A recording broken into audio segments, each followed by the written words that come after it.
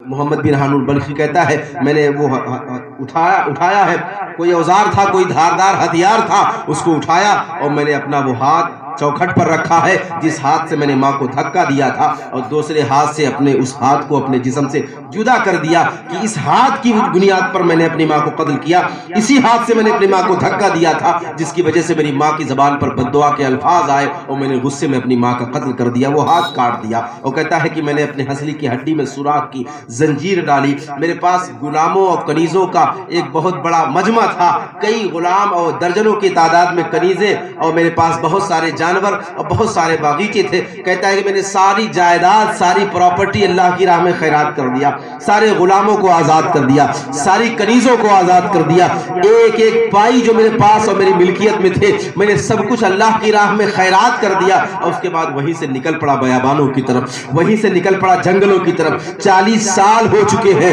روزانہ صبح کو سحری کرتا ہوں تھوڑے سے چنے کھا کر کے، دن بھر روزہ رکھتا ہوں، شام کو پھر تھوڑے سے چنے کھا کے روزہ افطار کر لیتا ہوں، 5 وقتہ نمازیں پڑھتا ہوں، روزانہ رات بھر عبادت کرتا ہوں، دن بھر روزے رکھتا ہوں، اور حج کے موسم میں ہر سال حج کرنے آتا ہوں۔ سوچے ذرا کتنا نیک عمل کر رہا تھا وہ بندہ۔ کہا دن بھر میں قرآن کی تلاوت کرتا رہتا ہوں، دن بھر روزے رکھتا ہوں، رات بھر اللہ کی بارگاہ میں کھڑے ہو کے نمازیں ادا کرتا ہوں، سجدے کرتا رہتا ہوں، سال بھر میں جب حج کا موسم آتا ہے تو پیدل حج کے لیے چلا آتا ہوں، چونکہ میرے پاس کوئی جانور نہیں جس کی سواری کر سکوں، لیکن جب میں حج کر کے فارغ ہوتا ہوں تو حج کے مکمل کر لینے کے بعد کوئی اللہ کا نیک بندہ آ کے مجھ سے کہہ دیتا ہے اے محمد بن ہارون بلخی تجھ سے اللہ ناراض ہے، تو جہنمیوں میں سے ہے۔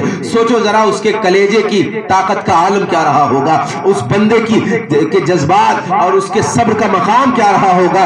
ایک بار ہو جائے، 2 بار ہو جائے، 4 بار ہو جائے انسان برداشت کر لے گا، اس کے بعد اپنا عمل بند کر دے گا، لیکن 40 سالوں سے وہ بندہ مسلسل رب کی چوکھٹ پہ آ کے حاضری دے رہا تھا، مسلسل آ کے حج کرتا تھا، توبہ کرتا تھا، اور 40 سال تک اللہ رب العزت اسے دھتکارتا رہا، اسے پھٹکارتا رہا، تو اہل جہنم میں سے ہے۔ اتنا سننا تھا جب اس نے اپنا گناہ بتایا نا کہ میں نے اتنا بڑا گناہ کیا ہے جس کی وجہ سے اللہ مجھ سے ناراض ہے، تو محمد بن ہارون بلخی کی بات سن کر حضرت مالک بن دینار سے بھی رہا نہ گیا، انہوں نے ایک تماچا اس کے منہ پہ رسید کیا اور کہا مردود میری نگاہ کے سامنے سے ہٹ جا، کہیں ایسا نہ ہو تو نے جو جرم کیا ہے، تو نے جو گناہ کیا ہے، اللہ کا عذاب تیرے اوپر ابھی نازل ہو جائے اور میں بھی خدا کے عذاب کی چپیٹ میں آ جاؤں، میں بھی اللہ کے عذاب کی گرفت میں آ جاؤں، واپس چلا جا، میری نگاہوں سے دور چلا جا۔ حضرت مالک بن دینار نے جب اتنا کہا ہے، اتنا کہہ کے واپس چلے آئے، اب وہ بندہ پھر دیوار کی آڑ لے کر رب کی بارگاہ میں رونے لگا، اے پروردگار عالم دنیا مجھے دھتکار رہی ہے، دنیا میرے منہ پہ تماچے مار رہی ہے، پروردگارہ کوئی مجھے دیکھنا نہیں چاہتا، ہر شخص مجھے اپنے سے دور کر رہا ہے، یا اللہ تو اپنی رحمت سے دور نہ کر دینا، اگر تو نے مجھے اپنی رحمت سے دور کر دیا پھر میں کس کی چوکھٹ پہ جاؤں گا سوال کرنے کے لیے، میں کس کی بارگاہ میں جاؤں گا توبہ کرنے اور معافی مانگنے کے لیے۔ مولا پوری دنیا اگر مجھ سے نفرت کرتی ہے تو کرنے دے، یا اللہ تو اپنے بندے کے گناہوں کو معاف کر دے، تو اپنے بندے کی خطاؤں کو معاف کر دے۔ وہ رونا تھا اس کا، اللہ کریم ہے، میں کہتا ہوں اتنا بڑا گناہ کرنے کے بعد بھی اللہ اسے بخشنے پہ آئے تو بخش سکتا ہے، ہم اور آپ تو اس سے کمتر درجے کے گنہگار ہیں گنہگار، اس سے کمتر درجے کے گنہگار ہیں، اور دوسرے اس پر یہ کہ اللہ نے شب برات جیسی رات بھی ہمیں عطا فرما دی ہے کہ آؤ توبہ کر لو، اللہ کی رحمت تمہارے انتظار میں بیٹھی ہوئی ہے، تمہاری توبہ قبول کر لے گی۔ عزیزان ملت اسلامیہ، رات ہو گئی، وہ شخص کب تک روتا رہا اس کی خبر کسی کو نہیں ہوئی، رات ہو گئی۔ اب جب حضرت مالک بن دینار سوئے تو خواب میں پھر آپ کو حکم ہوا مالک میرے بندوں کو میری رحمت سے نا امید نہ کیا کرو، میرے بندوں کو میری رحمت سے دور نہ کرو، قرآن کہتا ہے لا تقنطوا من رحمت اللہ، اللہ کی رحمت سے نا امید نہ ہو، وہ بندہ چاہے جتنا گنہگار ہے۔ میں نے کہا نا دعائیں آپ کی قبول نہیں ہو سکتی اگر آپ شراب پی رہے ہو، لیکن توبہ کا دروازہ آج بھی کھلا ہوا ہے، سچی توبہ کا راستہ آج بھی آپ کے لیے ہے۔ اگر آپ آج سچی توبہ کر لیں، ابھی سچی توبہ کر لیں میرے وہ بھائی جو شراب کا نشہ کرتے ہو، جو شراب کی عادت رکھتے ہو، تو یاد رکھیں پھر آج کی رات ان کے لیے مبارک رات ہو جائے گی۔ اس نے توبہ کی، اللہ کی بارگاہ میں اس کی توبہ قبول ہو گئی۔ خواب میں بشارت ہوا کہ اے مالک بن دینار جا کے میرے اس بندے سے کہہ دو کہ میں نے جہنم کا وعدہ تو کر لیا ہے تمہارے لیے، تو میرا وعدہ ٹل بدل نہیں سکتا ہے۔ اللہ کا احکام اور اللہ کے احکامات ٹالے نہیں جا سکتے۔ اللہ لا تبدیل لکلمات اللہ، قرآن کہتا ہے اللہ کے کلمات میں کوئی تبدیلی نہیں ہو سکتی ہے، کوئی ترمیم نہیں ہو سکتا ہے، اللہ کی بات میں کوئی سنشودھن نہیں ہو سکتا۔ جو خدا نے کہہ دیا وہ اٹل ہے۔ اللہ نے کہہ دیا ہے کہ میں نے تجھے جہنم میں ڈالنے کا فیصلہ کر لیا ہے، جہنم میں جانا تیرا طے ہو چکا ہے، تو اے مالک بن دینار جا کے اس سے کہہ دو کہ قیامت کا میدان ہوگا، اللہ تجھے جہنم میں ڈال دے گا، اور اس کے بعد تیری ماں کو بلایا جائے گا،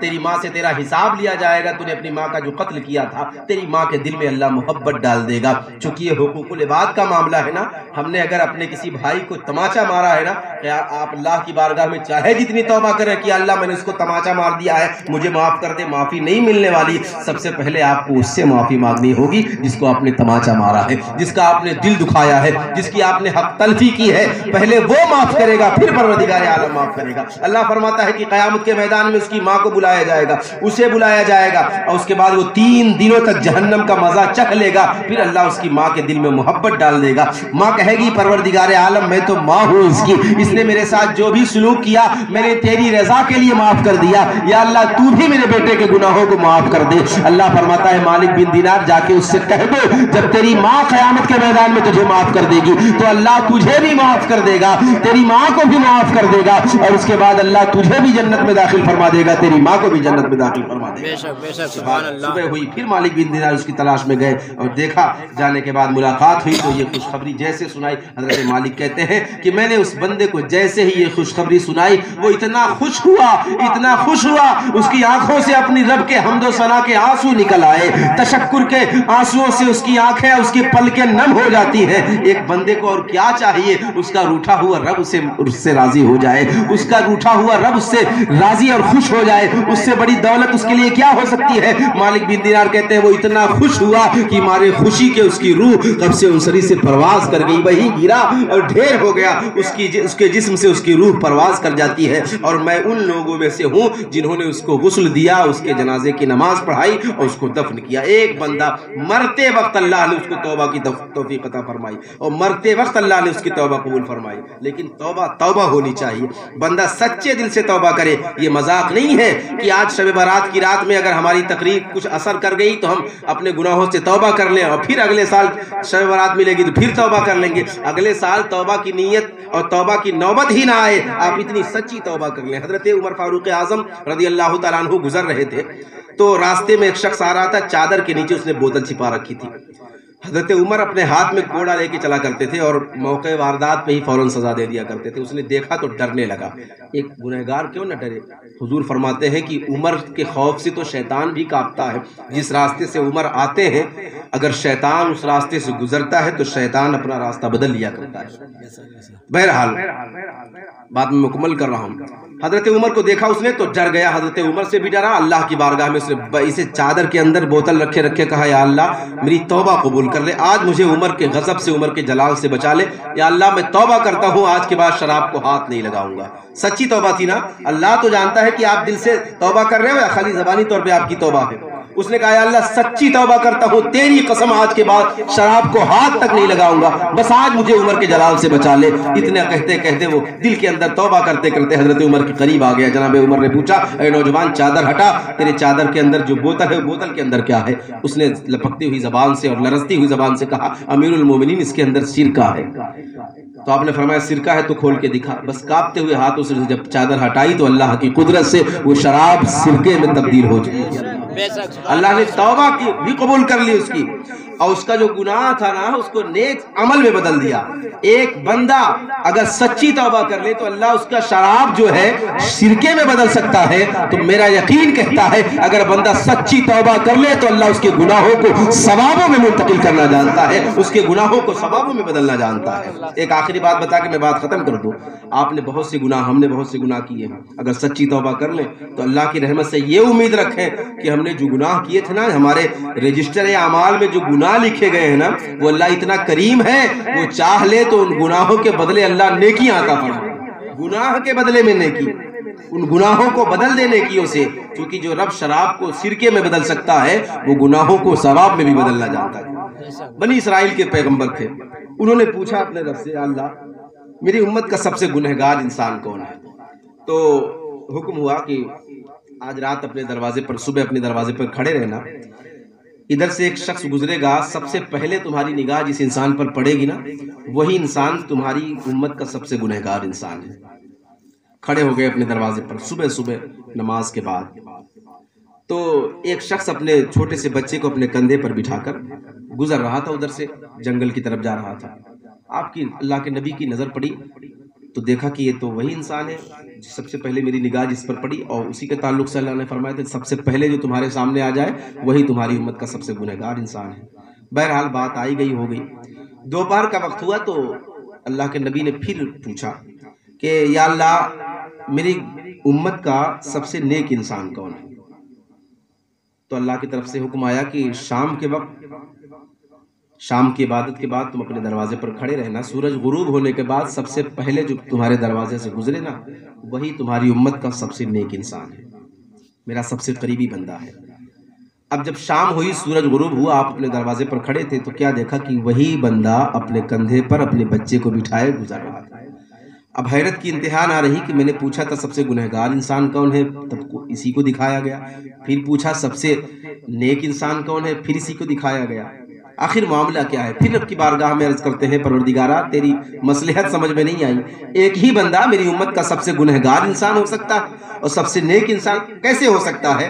اللہ رب العزت نے فرمایا ہے میرے نبی سنو، جب صبح یہ تمہارے دروازے سے گزرا تھا نا، اس وقت اس کے سر پر گناہوں کا انبار لدا ہوا تھا، بہت بڑا گنہگار انسان تھا، بہت بڑا سیاہکار و بدکار انسان تھا۔ یہ اپنے بچے کو اپنے کندھے پر بٹھا کر کے جنگل کی طرف گزر رہا تھا۔ جب جنگل سے اس کا گزر ہوا تو اس کے بچے نے حیرت سے پوچھا ابا جان یہ بتائیں یہ تو جنگل بہت بڑا ہے، کیا جنگل سے بھی بڑی کوئی شے ہے؟ تو باپ نے کہا ہاں بیٹا جنگل سے بڑی شے ہوتی ہے۔ کہا ابا جنگل سے بڑی کون سی شے ہے؟ کہا یہ جو پہاڑ تم کو دکھ رہے ہیں نا، یہ جنگل کو چاروں طرف سے گھیرے ہوئے ہیں، یہ پہاڑ جنگلوں سے بھی بہت زیادہ بڑے ہیں۔ تو بچے نے پھر معصومیت سے سوال کیا ابا جان یہ پہاڑ اگر جنگل سے بڑے ہیں تو کیا یہی سب سے بڑے ہیں یا اس سے بھی بڑی کوئی چیز ہے؟ کہا بیٹا ہاں اس سے بڑی کوئی چیز ہے۔ کہا ابا کون سی چیز پہاڑوں سے زیادہ بڑی ہے؟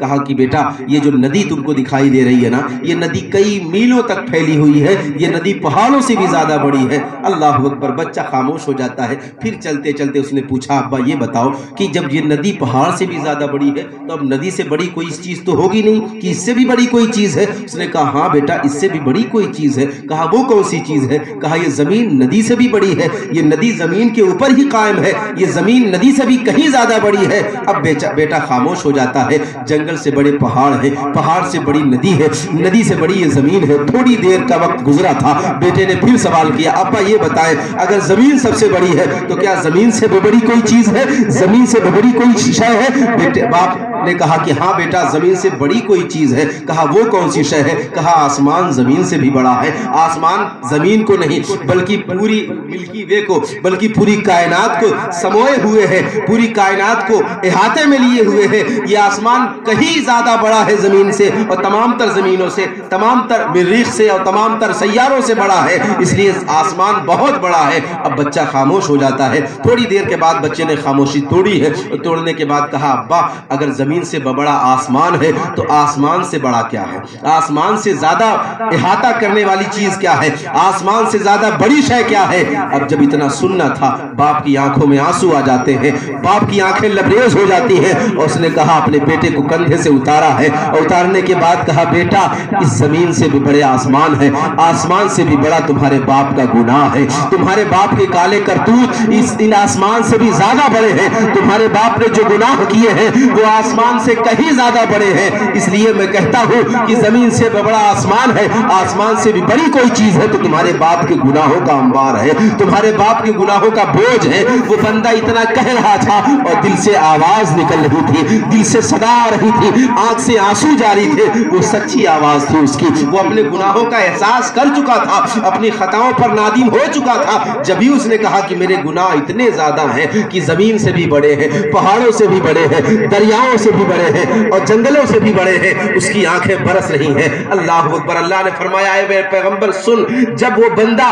اپنے گناہوں پر احساس کرتا ہوا نادم ہوا، اس کی آنکھیں برسنے لگی، تبھی میری رحمت کو جوش آیا اور میں نے صرف اس کے گناہوں کو معاف ہی نہیں کر دیا بلکہ گناہوں کا جو انبار تھا جس کے تعلق سے اس نے دعویٰ کیا تھا، میرے گناہ آسمانوں سے بھی زیادہ بڑے ہیں، میرے گناہ پہاڑوں سے بھی زیادہ بڑے ہیں، تو میری رحمت اس سے کہیں زیادہ بڑی ہے۔ بیٹے نے سوال کیا تھا، اے ابا جان یہ بتاؤ کہ جب تمہارے گناہ جو ہے آسمان سے بھی زیادہ بڑے ہیں تو کیا تمہارے گناہ سے بھی بڑی شے کوئی ہے؟ تمہارے گناہوں سے بھی بڑی کوئی چیز ہے؟ اتنا سننا تو اس کے آنسو تھم جاتے ہیں، چہرے پر مسکراہٹ آتی ہے، اور اس نے کہا تھا ہاں بیٹا ایک چیز ہے جو میرے گناہوں سے بھی زیادہ بڑی ہے۔ پوچھا وہ کون سی چیز ہے؟ کہا وہ رب کی رحمت ہے، وہ رب کی بخشش ہے جو میرے گناہوں سے کہیں زیادہ بڑی ہے۔ میرے گناہ رب کی رحمتوں کے سامنے ایک ذرے کی بھی حیثیت نہیں رکھتے ہیں۔ اللہ نے فرمایا اے میرے پیغمبر بس میرے بندے کی وہی ادا مجھے پسند آ گئی، میں نے صرف اس کے گناہوں کو معاف نہیں کیا بلکہ گناہوں کا جو بوجھ اس نے اپنے سر پہ لاد رکھا تھا